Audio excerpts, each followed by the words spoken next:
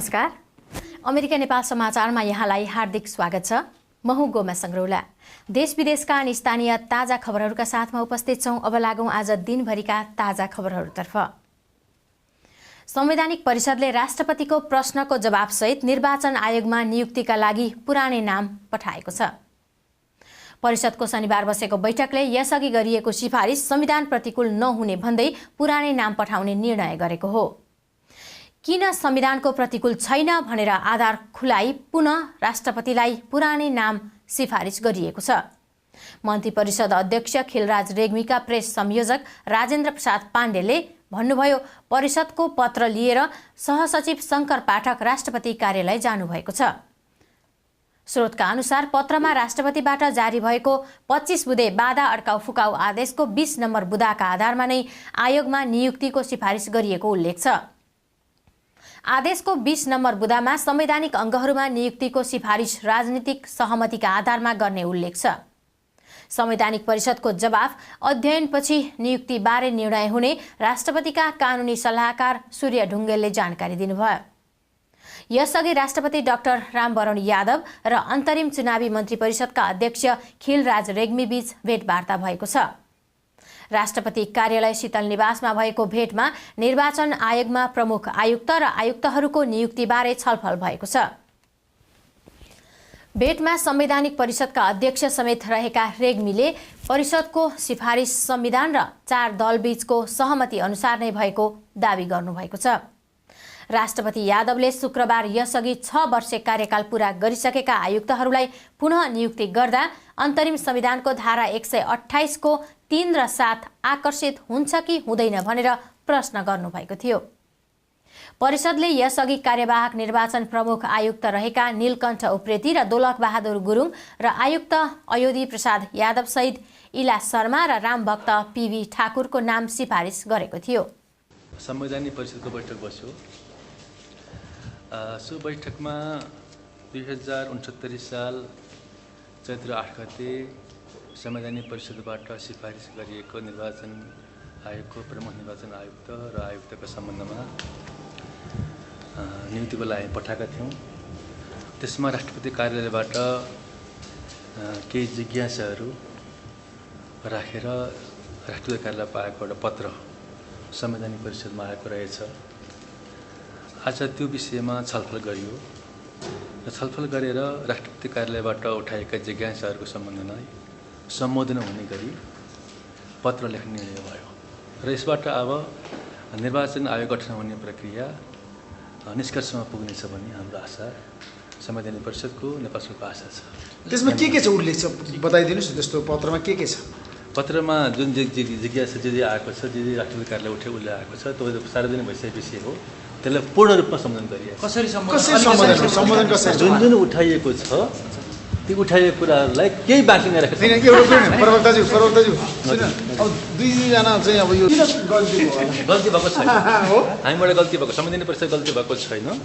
यसमा हामीले जुन अब नियुक्ति गर्ने अधिकारीलाई कहिलेकाहीँ दुविधा अस्पष्टता हुनसक्छ, त्यो स्वाभाविकै पनि हो है। अब नियुक्ति गर्ने अधिकारीले मैले गरेको नियुक्ति स्पष्ट होस्, म एउटा विश्वस्त हुँ, मैले गरेको काम ठिक छ भन्ने कुरामा जिज्ञासा उहाँले उठाउनु भएको छ। त्यो जिज्ञासालाई पनि हामीले राम्रोसँग सम्बोधन गरेर उहाँको सेटिस्फाई हुने गरी चिठी पठाइन्छ। राष्ट्रपति सन्तुष्ट हुनुहुन्छ? अब राष्ट्रपति सन्तुष्ट हुनुहुन्छ? आज चिठी जान्छ, आज चिठी जान्छ। अनि एउटा अर्को पनि भन्दैछ, प्रधानमन्त्रीले आज अध्यक्षले भेट्नु भएको छ राष्ट्रपतिज्यूलाई, के कुरा भयो? अब प्रधानमन्त्री र राष्ट्रपति बिचको भएको कुरा कसरी हुन्छ? प्रिभिलेज कम्युनिकेसन हो। प्रिभिलेज कम्युनिकेसनको बारेमा मलाई चाहिँ जानकारी हुने कुरा भनेर उहाँहरूले हामीले बताउनु हुन्न र प्रिभिलेज कम्युनिकेसनको कुराको विषयमा सार्वजनिक गर्न पनि विषय गाह्रो हुन्छ।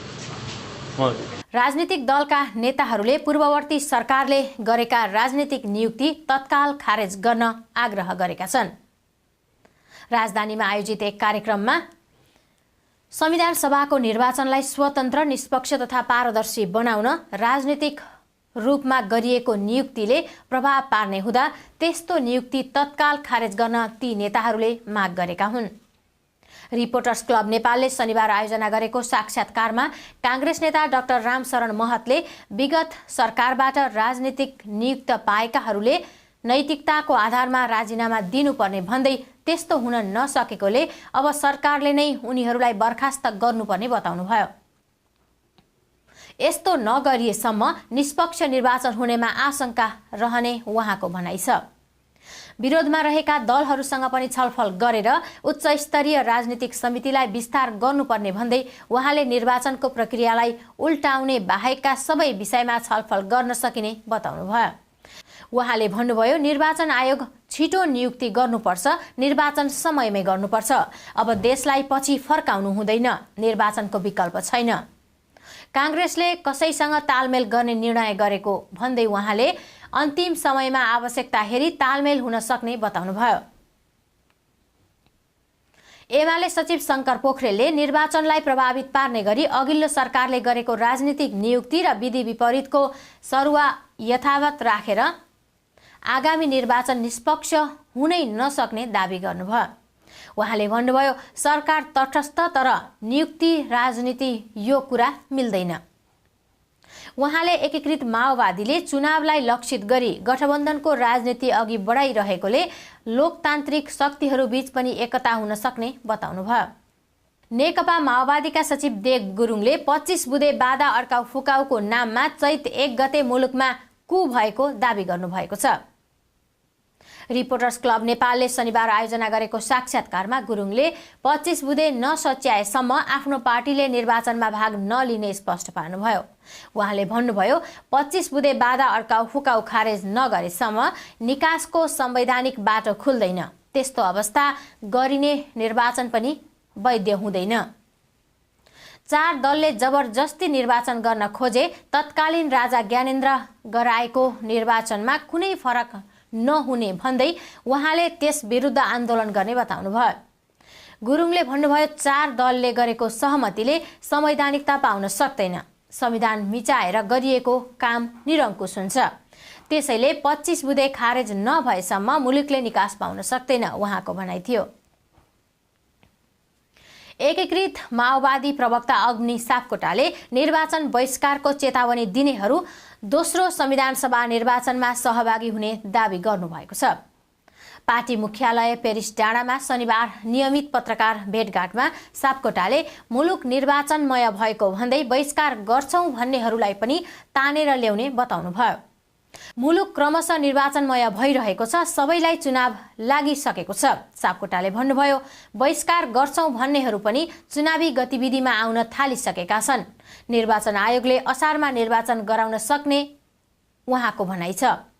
निर्वाचन आयुक्तको नियुक्तिबारे राष्ट्रपति रामवरण यादवले प्रतिक्रिया नपुगेको हो कि भनेर मात्र प्रश्न उठाएको उहाँले बताउनुभयो। उहाँले भन्नुभयो, त्यो सबै कुरा मिलिसकेको छ, आइतबार आयुक्तको शपथ हुन्छ। आगामी निर्वाचनमा जनताले यथास्थितिवादी र प्रतिगामीलाई हराई परिवर्तनकारीलाई जिताउने उहाँको भनाइ छ। त्यो संविधानको मर्म भावना अनुसार नै छ र चुनाव सम्पन्न गर्नका लागि अनुभवी र हिजो काम गरेकै आयुक्तहरूलाई नियुक्ति गर्दाखेरि त्यो चाहिँ समयमै चुनाव सम्पन्न गर्न सकिन्छ भन्ने हिसाबले त्यो सिफारिस गरिएको हो।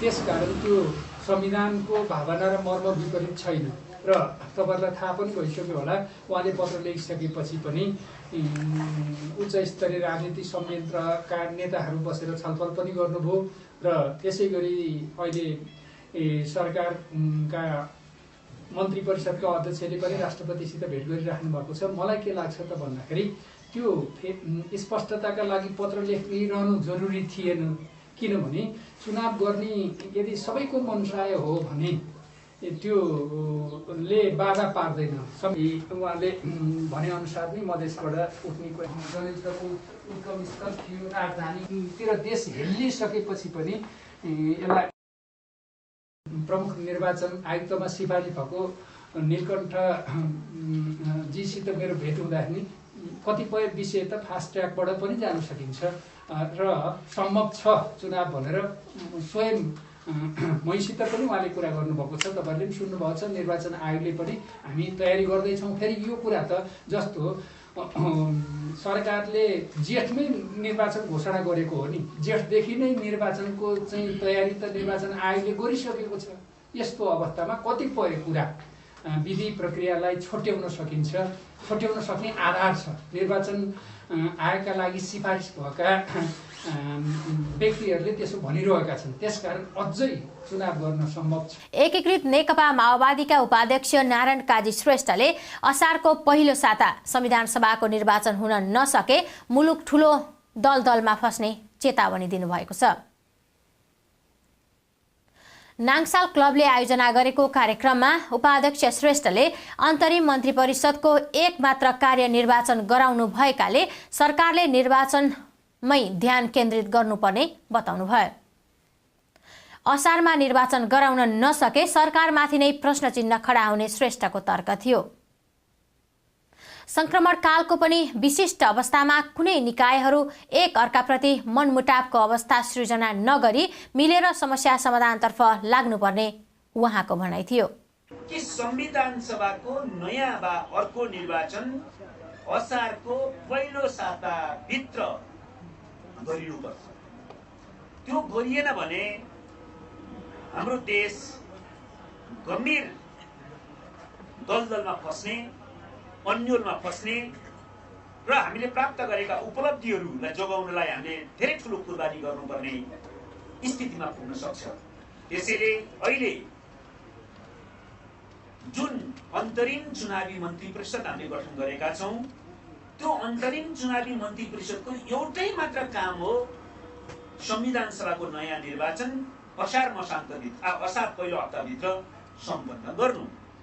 त्यसो गर्न नसक्दाखेरि यो सरकारको औचित्यमाथि नै प्रश्न उठ्न सक्ने स्थिति आउन सक्छ। त्यसैले एउटा सरकारले गर्नुपर्ने दैनिक कामहरू त छँदैछन्, तर आफ्नो मुख्य कार्यभार संविधान सभाको नयाँ निर्वाचन गर्नु र जनमुखी प्रकारको संघीय लोकतान्त्रिक गणतन्त्रलाई संस्थागत गर्ने संविधान सभा गठन गर्नु हो भन्ने कुरालाई बुझेर संविधान सभाको निर्वाचनका निम्ति तीव्रतापूर्वक यसले आफ्नो कार्ययोजना बनाउन जरुरी छ र हामी आशा गर्छौं, अपेक्षा गर्छौं, जोरदार माग गर्छौं मिति निर्वाचनको मिति घोषणा गरियोस्।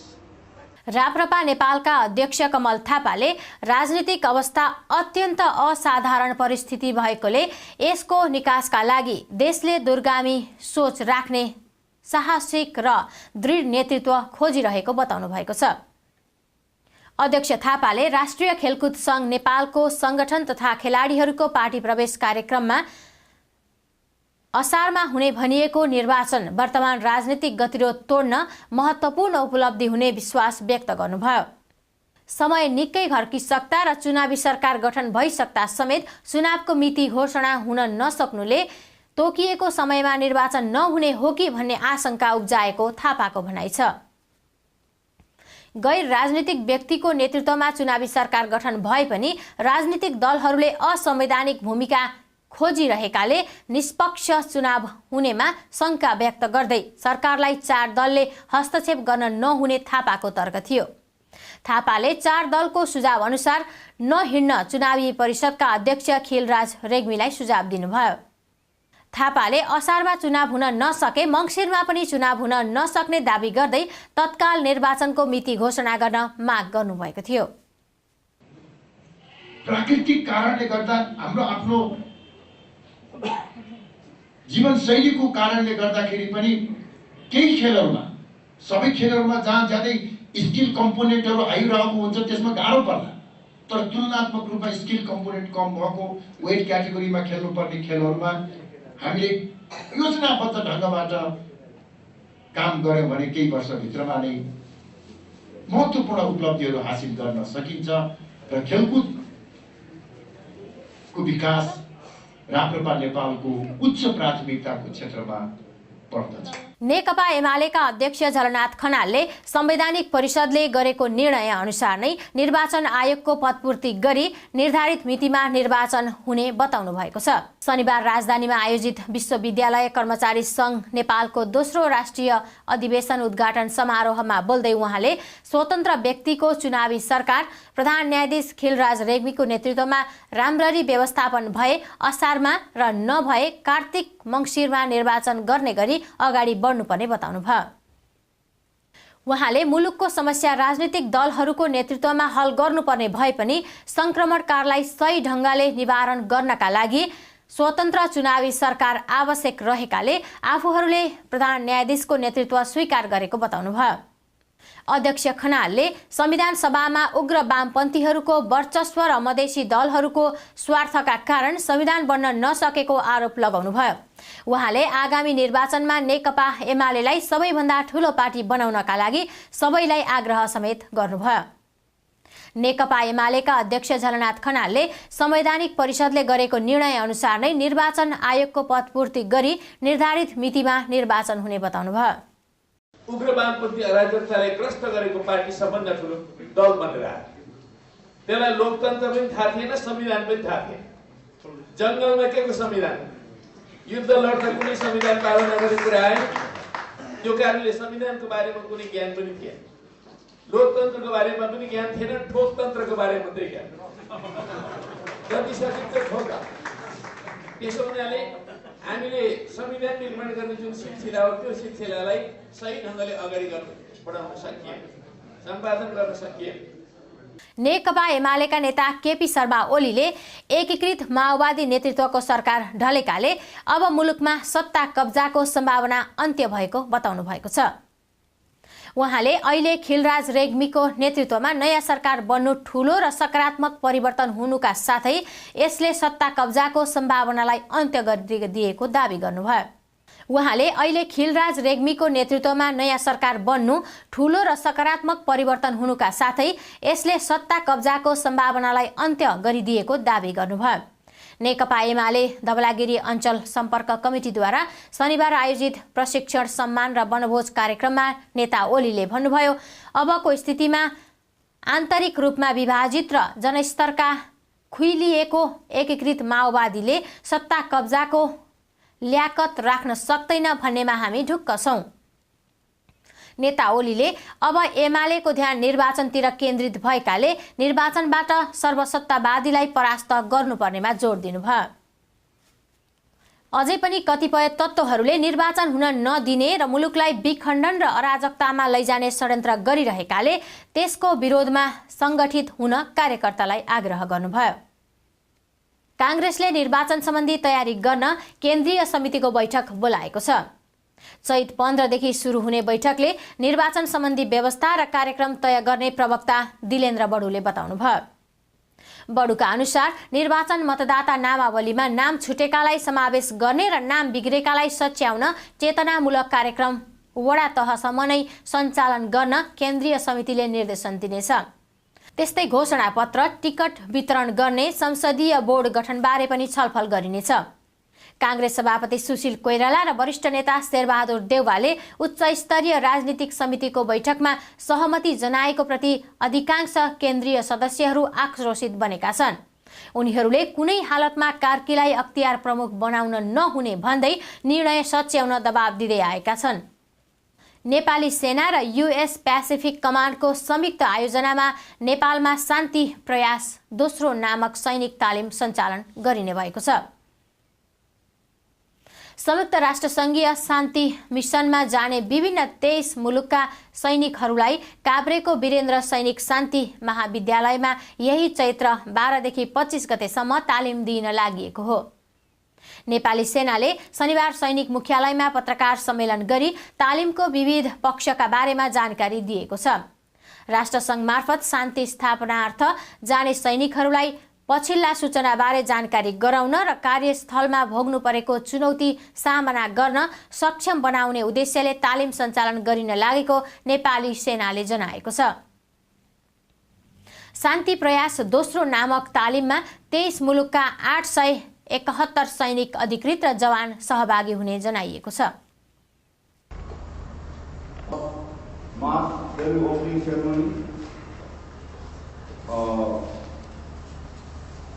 In the jumping pad, from tomorrow we are going to start this exercise. So, thank you for being here today and providing an opportunity to be able to program. On behalf of Admiral Sam Locklear, Commander of U.S. Pacific Command, it has been a pleasure to work very closely with the Japanese Army in planning for and executing this very important events. Let me say a few words first about what it is. In 2004, in the United States, many of the leaders of the G8 nations developed by United Nations Department of Peacekeeping Operations. And it is here rules of engagement which is developed by United Nations. Everything is based on training module developed by United Nations. understand the mandates. Islamic गणतन्त्र मुलुक पाकिस्तानले आफ्नो राष्ट्रिय दिवस नेपालमा पनि मनाएको छ। राष्ट्रिय दिवसको अवसरमा काठमाडौँ स्थित राजदूतावासमा झण्डोत्तोलन समारोहको आयोजना गरिएको थियो। पाकिस्तानका राष्ट्रपति आसिफ अली जरदारीले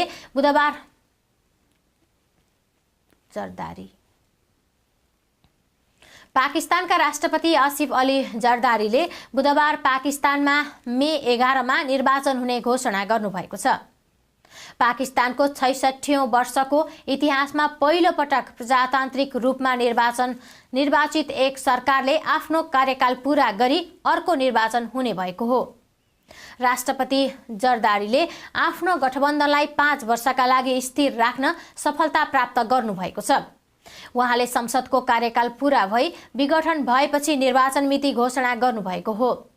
राष्ट्रपतिका प्रवक्ता फरहतुल्लाह बराहले राष्ट्रपतिले मे 11 मा निर्वाचन हुने घोषणा गरेको जानकारी दिनुभयो। सन् 1947 बेलायती उपनिवेशबाट स्वतन्त्र भएको तथा भारतसँग पृथक भएको पाकिस्तानले 3 पटक सैनिक विद्रोह भोगेको छ भने 4 सैनिक शासकले यस मुलुकमा शासन चलाएका छन्। एक निर्वाचित नागरिक सरकारले अर्को निर्वाचित नागरिक सरकारलाई सत्ता हस्तान्तरण गर्न लागेको यो पहिलो पटक हो। यसो भए पनि तालिबान आक्रमण तथा अल्पसंख्यक शिया मुसलमान समूहमाथि हिंसा भइरहेको अवस्थामा निर्वाचनको सुरक्षाका विषयमा आशंका गरिएको छ। पाकिस्तान आफैमा पारमाणविक हतियार युक्त मुलुक हो र यसको जनसङ्ख्या 18 करोड रहेको बताइएको छ। आउँदो निर्वाचनमा राष्ट्रपति जरदारीको पाकिस्तान पिपुल्स पार्टी तथा पूर्व प्रधानमन्त्री नवाज शरीफको प्रतिपक्षी पाकिस्तान मुस्लिम लीगले प्रमुख स्थान हासिल गर्ने अनुमान गरिएको छ। यस निर्वाचनमा पूर्व क्रिकेट खेलाडी इमरान खानले पनि पहिलो पटक निर्वाचनमा भाग लिनुहुने अनुमान गरिएको छ। पाकिस्तानको 4 क्षेत्रहरूमा पनि पृथक निर्वाचन हुनुपर्छ। प्रान्तीय निर्वाचन कहिले हुने भन्ने सम्बन्धमा निर्णय भइ नसकेको बताइएको छ। यसो भए पनि मे 11 मै उक्त निर्वाचन हुने अनुमान गरिएको छ। Through Pakistan resolution on 23rd March 1940 Bismillahir Rahmanir Rahim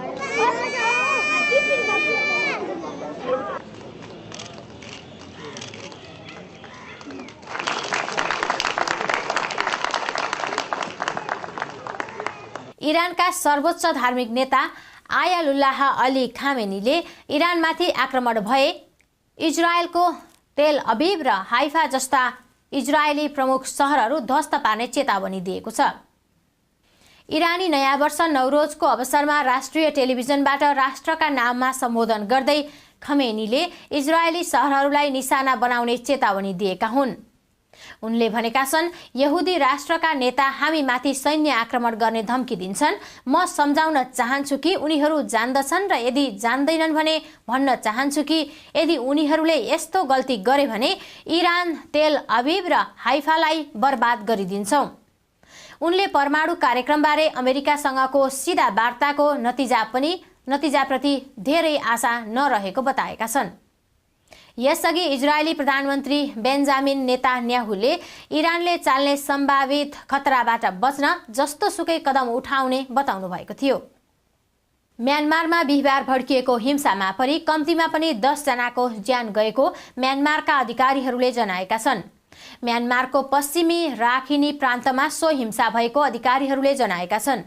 उनीहरूका अनुसार सो हिंसामा परि अरू पनि दर्जनौं नागरिक घाइते भएका छन्। सो क्षेत्रमा मुस्लिम धर्मावलम्बी र बौद्ध मार्गीहरू बीच सो हिंसा भड्किएको हो। उक्त प्रान्तमा विगतमा पनि यस्तै हिंसा मच्चिने गरेको र त्यसमा पनि 100औं नागरिकको ज्यान जाने गरेको थियो। म्यानमारको प्रमुख प्रतिपक्षी दल नेशनल लिग फर डेमोक्रेसीका एकजना नेता विन एचटिनले राखिनमा यस्तो हिंसा जारी रहेको जनाएका छन्।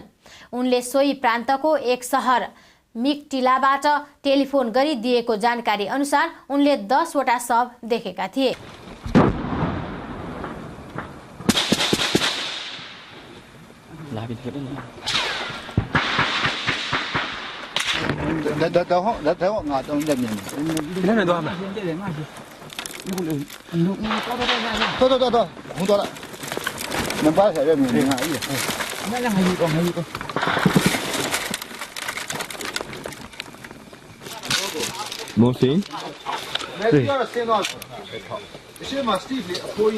हवस् त अमेरिका नेपाल समाचार अहिलेलाई यति नै। अमेरिका नेपाल टेलिभिजन हेर्दै गर्नुहोला। हाम्रो भेट हुने नै छ। आज्ञा पाऊँ। नमस्कार।